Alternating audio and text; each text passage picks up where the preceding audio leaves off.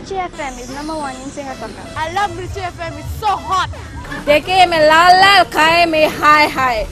Tangi tauwa me Mirchi FM is hot. Here at Rugby Town, Singatoka love listening to Mirchi FM. Mirchi FM, it's hot. Mirchi FM is #1 in Suva. It's hot. Mirchi FM, bon julum. Mirchi FM, it's hot.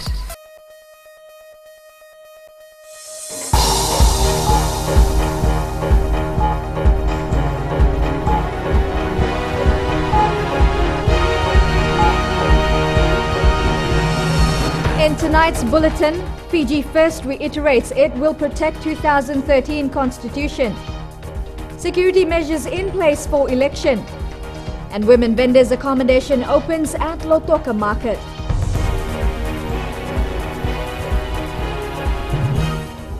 Good evening and welcome to FBC News. I'm Amrita Priyadarshini. Residents of Lomo outside Lautoka had the opportunity to meet with the Fiji First movement earlier this afternoon. Movement leader Vorenge Bainimarama and General Secretary Ayaz Syed Kayuma in the West this weekend, holding meetings with Fijians from all different areas. Akasita Tale with this report. Getting rid of the constitution. That's the last thing. The Fiji First movement says it will continue to protect and defend the 2013 constitution. Despite other political parties railing to remove it if elected into the next government, Bainimarama says the constitution is for Fijians and will remain. The constitution is one of the best constitutions we've ever had. Besides the Bill of Rights that I mentioned in the constitution is very important, but it also talks about equal citizenry. And that's really what I want to talk to you very briefly about the new Fiji that's mentioned in the Constitution. Bainimarama adds they will uphold the Constitution because it has the voice of the people and submissions have been made from all Fijians to compile it. This is different compared to the previous ones. The 1997 Constitution, I don't know how many of you put in your submission for the 1997 Constitution. Any of you put your submission for the 1997 Constitution? I don't think so. But you were asked to put your submission for this constitution.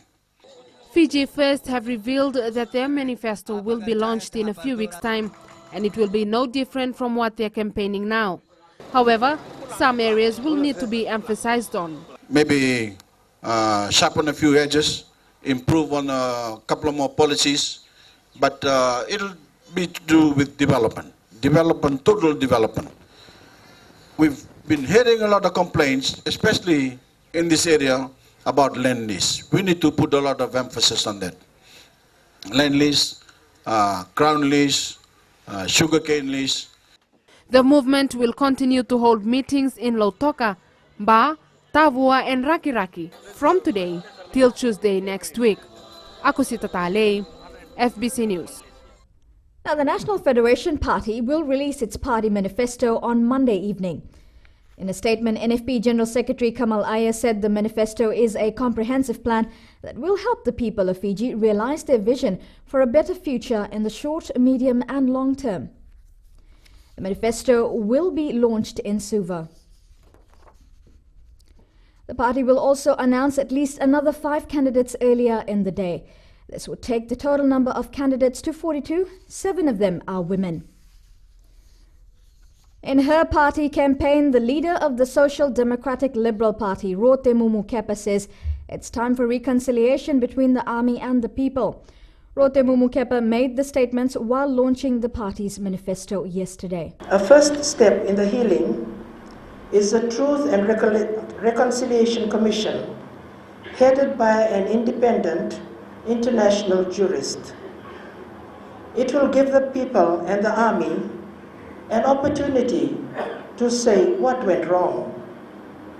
It will help to find answers that to this day still remain very elusive. We need to listen to each other and decide together how coups can be stopped. Rotemu says the Commission would also carry out a comprehensive review of the military's operations and role and consult its leadership on the terms of reference. Women market vendors who travelled long distances had nowhere to stay overnight in Lautoka now have a new accommodation and resource centre. The facility, which cost about $224,000 and was funded by UN Women, was opened by Prime Minister Vorenge Bainimarama. The Women's Accommodation and Resource Centre will provide about 60 women from rural areas with sleeping facilities and other amenities. Here, we are providing a facility for the 600 or so market vendors of Lautoka to get practical advice, training and assistance to grow and even diversify their businesses. If you have a problem, there is now someone to help you. If you need advice on meeting the various council and health requirements, that advice is now available to you. And Bainimarama has urged all the vendors to support the initiative. As elections draws closer, security measures are in place for the September 17th elections. The police commissioner gave this assurance in an exclusive interview to FBC News, where he explained what tactical plans have been drawn. Ritika Pratap with more details on this exclusive interview. Police Commissioner Ben Honeywell is confident their preparations are on track. He says he has more than enough manpower for all the polling centres. If the election is tomorrow, we are in a position to take up our responsibilities. Even though he still awaits the confirmation on the total number of polling stations, he has his strategy in place regarding the security of these centres. Would like to deploy at least 1 or 2 policemen at every of the polling stations. It all depends on the number. I think at this stage we talk about 1,800 polling stations. Honeywell's officers are in constant talks with the elections supervisor and the Electoral Commission to ensure the process is free and fair and polling is held in a safe environment. Policemen will not work inside the polling stations. They will have a function outside the police station to see that law and order is kept, but they will also be allowed inside if requested so by the presiding officer. Policemen and women won't be going blindly into election day. The British High Commission has stepped in to help with training. We are in a process of finalizing the training module for all policemen. So each and every policeman will have a training manual in his possession where it has been stipulated what he is allowed to do and what he's not allowed to. The police chief has assured Fijians that his men and women will not only focus on polling venues but maintain normal operations to keep Fiji safe. Ritika Pratap, FBC News. And coming up after the break, Fijian hosts encouraged to work as a team.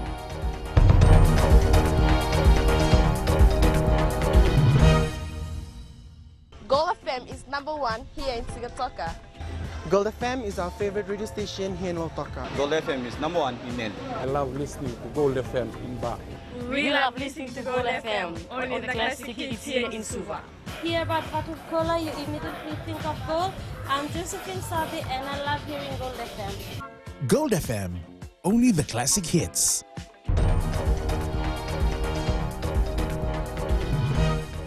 Welcome back here with FBC News. The Water Authority of Fiji is investing in a 20-year master plan for infrastructure upgrades to enable them to meet the consumer demands for water in the next 20 years.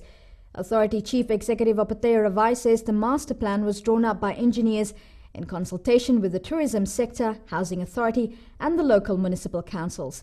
Vasita Kote Wasawasa has more. The current updates carried out by the Water Authority of Fiji will continue until they are able to renew the whole of the authority's infrastructure. Demand will increase in all areas, not only in water but the wastewater side of service. So we need to cater for those demands by increasing production levels in our water treatment plants and also building capacity in our wastewater treatment plants to be receiving the wastewaters, treating them and releasing them back to the environment. Ravai emphasized the need for a clear pathway in terms of planning for the authority to be able to supply quality water to consumers and ensuring they have ample capacity to treat wastewater and sufficient wastewater coverage. An estimated $13 million in pipe replacement over 3 years has been one of the major works carried out by the authority. 20-year master plan for Suvarnasori, Nadi Lautoka, Singatoka and Lambasa is basically letting the agencies know of our plans, the reality on the ground in terms of demand and supply, and the need to invest in infrastructure upgrades if we are to meet the demands for the next 20 years. Ravai says with this plan, the authority aims to add to the existing work done, which includes a liquid trade waste policy that is awaiting approval. Vasita Kotemwasa, FBC News. The Customs Brokers and Forwarders Council of Fiji has increased in annual subs by $50 in a bid to improve the efficiency of the council. This was decided at the council's annual general meeting in Laumi today. Ritika Pratap reports. The members of the council, both new and existing, will now have to pay $150 compared to $100 last year. The purpose of increasing the subs was that we are trying to expand our council to have a full-time secretariat to do all the work for the council. All these years, it was all on a voluntary basis. So the idea is, if the membership fees is increased, we have a full-time secretary who would do our work more efficiently. Chandra says people need to be aware of the crucial role the council plays in terms of facilitating trade in the country. Because if you really look at the Customs Brokers Council, we are the main stakeholders in the country for the government in collecting revenue and facilitating trade. The council's important role was acknowledged at the AGM by the Ministry of Industry and Trade. It goes without saying that you are at the forefront of this. As clearing agents and forwarders, you play an instrumental role in streamlining the necessary bureaucratic administrative procedures, paperwork on behalf of our exporters and our importers. Fiji Revenue and Customs Authority General Manager for Customs, Tevita Tupo, says FRCA is committed to improving trade as well as protecting our borders. FIRCA currently is undergoing vigorous reform in terms of how best we can better facilitate trade. But at the same time, with facilitation of trade, there's always a risk, the security risk that is posed by transnational crime. However, he says these crimes can be reduced by continuously working with the stakeholders involved. We will continue to engage with stakeholders. We will continue to engage with other government agencies and the community at large to get as much information as we can prior to the arrival of goods so that we can interdict only high-risk consignment and facilitate legitimate trade. The Customs Brokers and Forwarders Council of Fiji has a total of 35 members to date and hopes this number will increase in the future. Ritika Pratap, FBC News. On our local shores, Fijian hosts have received overwhelming praise for their excellent customer service by visitors arriving at Nadi International Airport. The initiative is a customer service training and team building program of the Tourism Ministry, which includes the airport's frontline team members from 8 individual organizations.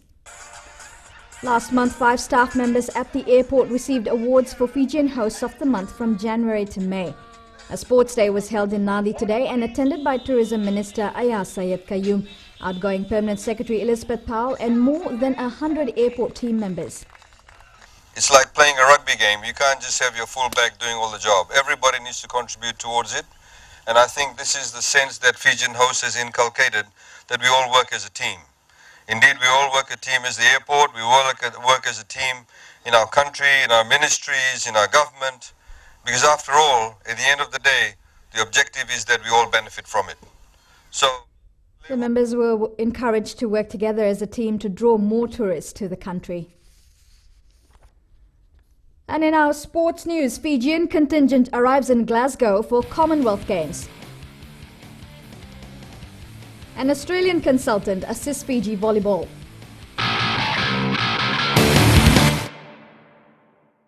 Ito singa to kung tali ta na paro nga radio Fijuan na station yang mutua. Ako na poro na tali lagi.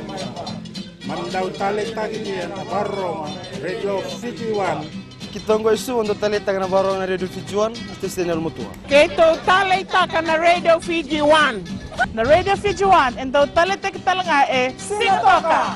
Station in Matino Pinatia na Radio Fiji 1. Kukuan Keyan Yan. Na Radio Fiji 1 nandumay biti na bonga ni BNN.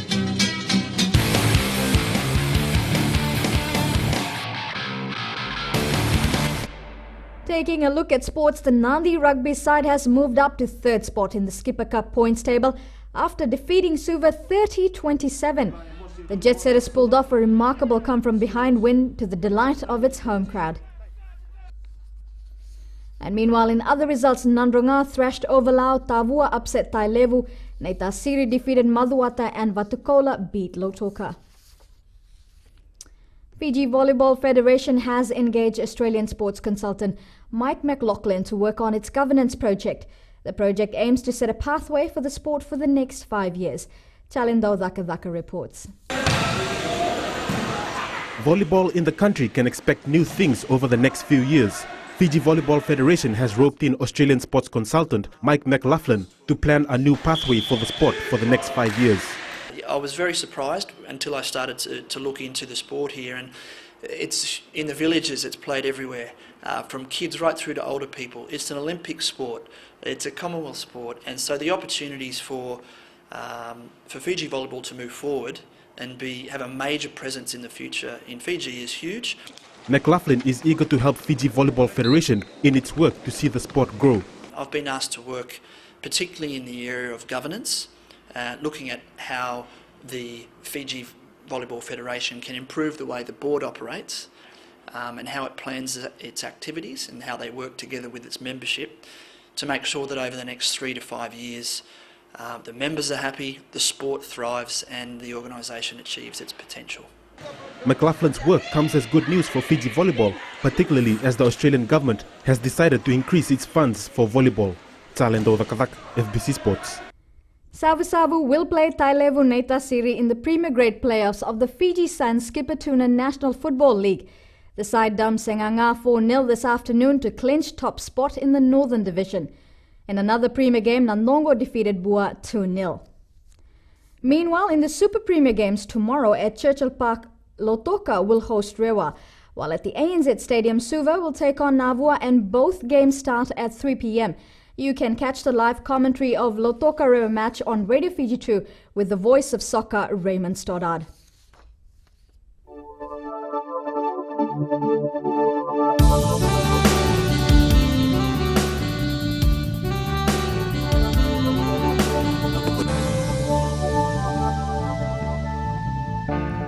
Well, it was fine apart from brief showers over the interior and eastern parts of the larger islands. It was cool at night.